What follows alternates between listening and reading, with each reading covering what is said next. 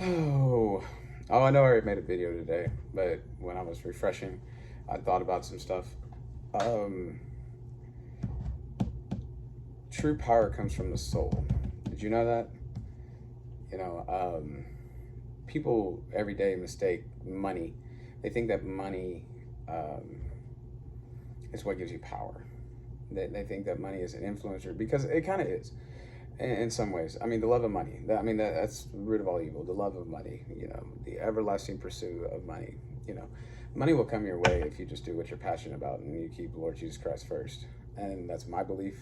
It's how I believe. You're allowed to believe how you want to believe, but that's my belief. And a lot of people believe the same way I do. They're just afraid to say it. So, not stepping on anybody's toes. Just saying the Lord Jesus Christ is my core. Anyways, that's what this is about. Brutal Christian honesty. Um, Power though, I mean that's the whole thing. People think like elections, say like elections and stuff. People think because you spend money and you have ads posted and all that stuff, subliminally you get messages across to people, and then you change their opinions and their minds and blah blah blah blah blah. But if you come at people's souls and you show them that you do forgive them and you do have compassion for them and you do understand and you do want to meet in the middle ground, you know what I mean? Not all faith is not all faith is you can't force anybody into faith. That's not faith. That's forced religion. That's not leading people to Christ. That's forced religion. You can't do that. If you have two Hispanical families in your church, you don't need to isolate them. If you have two white families in your church, and the rest are all different races, you can't isolate them. Diversity, that word is just used wrongfully so many different times. Diversity is required. We are all children of Christ. We were all, if you really believe the Bible, you really believe we came from Adam and Eve. You can't say you're a Christian but then not believe in it. I told everybody that what I just went through, the Lord Jesus Christ put me through, and prepared me for this. Everybody's just like, oh, you're so stable, you're so stable. Well, I've been this stable all along, at least for almost over a couple of years. I just kind of went back to myself. What it is I was intimidated by people and afraid. That gave them authority over me. Okay, they had an authority over my finances and therefore authority over my soul, I thought. But what happens is when you actually give yourself completely to the Lord and you give him authority over your life, then he will move. He will move mountains. When you try to control the outcome of your life and you don't let Jesus take over, you're in trouble. You're being a manipulator. You're manipulating the situations. You're manipulating everything around you. You are not allowing the Lord Jesus Christ to take over and to lead you down the path you're supposed to go, the right path. You are trying to be a control freak. I'm guilty of that because of my intelligence, and my ability to fool people, because of my emulation. Which, don't ever do that, guys. I mean, I like being able to emulate people just for comedy and stuff, but don't ever emulate people to tear them down. That's horrible. People don't like looking at themselves, especially if they've done something wrong or they're feeling guilty about something. Don't emulate them because people don't like looking in the mirror. Sometimes it's required to make people look in the mirror to actually change. When things get a little too far, like the instance I did, some people needed to kind of look in the mirror because they were wrongfully accusing me of things. But on your everyday basis, don't do that. Don't attack people. Don't make them look in the mirror by emulating them. Be yourself. Obviously, people are starting to understand that by watching my videos throughout the ones and now these serious ones, the points I was trying to make.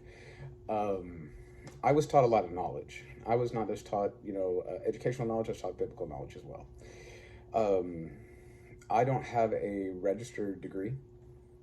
I don't have registered education really, other than a GED, a high school, Arkansas high school, or whatever it was. I don't have any of that, and there was a reason for this, but there's no need for me to tell anybody. Everybody's different. There's how many people go to homeschools, how many people are privately taught things. I had politicians teaching me how to be a politician. I have to look for a job here pretty soon, and I've done burned some bridges in Harrison, which is fine. I'm fine with that.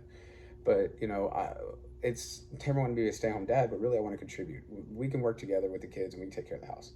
I'm going to ask my doctor what I can do. I'm just going to basically explain to him, I get too focused into one thing. The reason I'm able to do ministry like I am, because you're never going to The Bible is everlasting.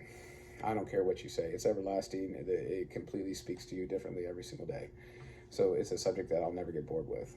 But as far as take care of my family, maybe work in the hospital, cafeteria if they'll let me, but I have a medical marijuana card. So I don't know what I'm going to be able to do for a living with a medical marijuana card.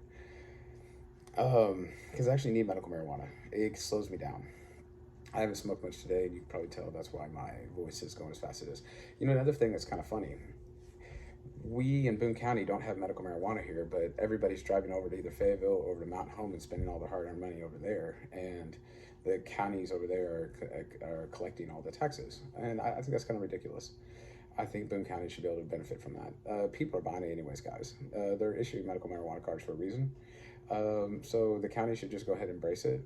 Yeah, you're going to police it a little bit better, but the thing is, if you have medical marijuana here, people are going to be less likely to travel. They're going to be more likely to pursue actually getting their card rightfully instead of buying it off friends. And you'll be able to control it in a better way and tax it better, and actually it'll benefit everybody. It'll get the need for it to be off the street, especially to being so close. People will just accept that, like a lot of people have PTSD. They issued my medical marijuana card PTSD because of all my trauma in my life. But I have a lot of other things that go on with me too. But that's okay. All I'm saying is true power. True power doesn't come from money. It comes from the soul. If you heal people's souls, if you help people out, if you don't make things hard for people, people will be more willing to volunteer, do things, and help benefit the community. That's the trick, guys. You have to meet people halfway. You can't just say, this is how it's going to be. You have to tell people what to do, but then you have to be able to stand there and explain why you're doing it and stand behind what you say. You can't waver. If you're a pastor, you're a pastor. No matter what anybody says. No matter, God led you to be one. God led you to preach to the masses. So that's what you're going to be. If you demand a stage or a pulpit, you're not going to receive it. And if you do, you're there for the wrong reasons.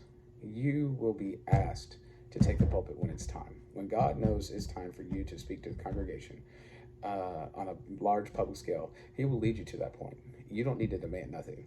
God will give you the opportunity. And see, that's the other thing that people forget. God will give you the opportunity with your jobs. God will give you the opportunity to be a good parent. He'll give you the opportunity to be a good husband, a good son-in-law, a good daughter. He'll give you all these opportunities.